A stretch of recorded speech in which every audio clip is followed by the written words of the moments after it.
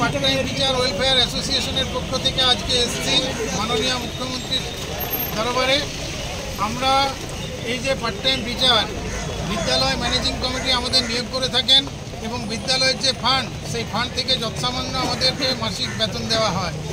এই বেতনটা 1000 থেকে 4000 মধ্যে সীমাবদ্ধ রয়েছে। আমরা দেখেছি বিগত দিনে কলেজে যে অতিথি অধ্যাপক রয়েছেন তাদেরকে কলেজ থেকে নিয়োগ করা হতো এবং কলেজ ফান্ড থেকে তাদেরকে সাম্মানিক দেওয়া হতো।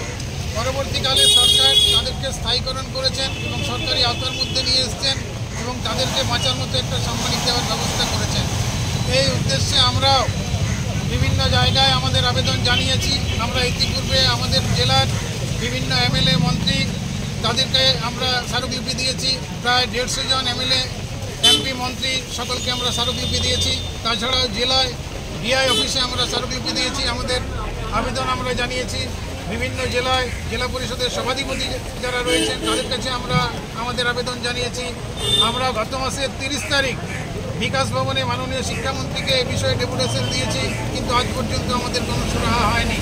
তাই আজকে আমরা কালীঘাটে সমস্ত জেলা থেকে এসেছি, 2-4 জন করে প্রতিনিধি। আমরা মাননীয় দিদিকে বলতে চাই আমাদের যে বিদ্যালয়ের আংশিক সময়ের শিক্ষকগণ রয়েছেন তাদের সরকারি আওতার মধ্যে নিয়ে আসা হোক এবং বাঁচার মতো একটা সাম্মানিক দেওয়ার ব্যবস্থা হোক। কেননা 2000-4000 টাকায় যে দ্রব্যমূল্য বৃদ্ধি হয়েছে তাতে সংসার চালানো অত্যন্ত কষ্টকর। তাই আমরা চাইছি সরকার আমাদেরকে সরকারি আওতার মধ্যে নিয়ে এসে অন্তত বাঁচার মতো একটা সাম্মানিক দেখ।